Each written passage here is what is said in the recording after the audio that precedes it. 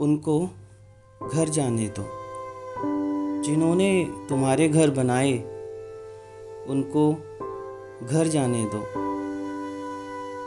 ये सड़कें उन्हीं ने बिछाई थी, फाटक फाटक रेल की पटरी उन्हीं ने लगाई थी। उस पे उनको सो जाने दो, गाड़ी वाड़ी चढ़ जाने दो, पर उनको घर जाने दो। खेत में फसलें लहराई थीं, उन्हीं हाथों से कटवाई थी। दाना दाना कतरा कतरा घर मंडी पहुंचाई थी।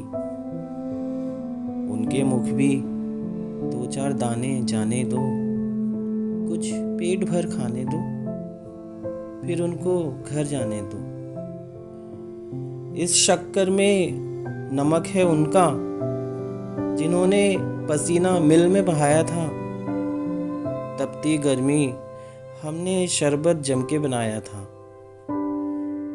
उन सूखे कंठों में भी शीतल जल के दो बूंदे तो जाने दो, थोड़ा तर हो जाने दो, फिर उनको घर जाने दो।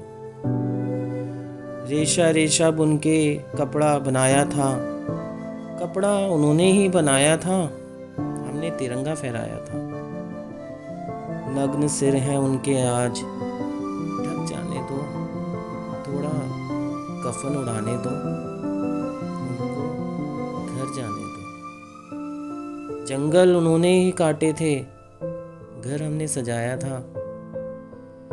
अंतिम क्षण में अपने नीचे उसी काठ को लगाया था।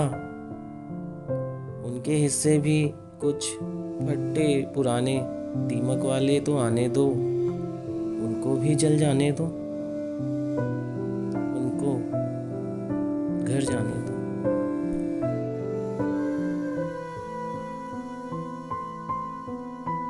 नमस्कार दोस्तों, मैं नीरज शर्मा, एक small time writer and poet हूँ। अभी तक तो आप ये समझ गए होंगे कि अपनी इस पोएम के थ्रू मैं क्या मैसेज कन्वे करना चाहता हूँ। ये वो लोग हैं जो इनडायरेक्टली इस देश को चलाते हैं, इकनॉमी को चलाते हैं, बॉटम लाइन में कभी क्रेडिट नहीं जाता, बहुत इम्पोर्टेंट रोल प्ले करते हैं।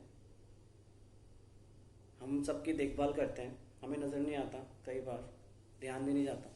बट आज इस संकट की घड़ी में इन लोगों को सबसे ज़्यादा मदद की ज़रूरत है, देखभाल की ज़रूरत है। और इनके साथ उल्टा हो रहा है, अपोजिट हो रहा है, पॉलिटिक्स प्ले की जा रही है।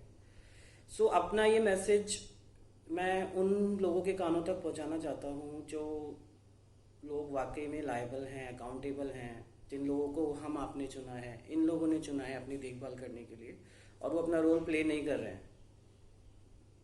सो अगर आप मेरी बात से सहमत हैं तो आप इस मैसेज को शेयर करके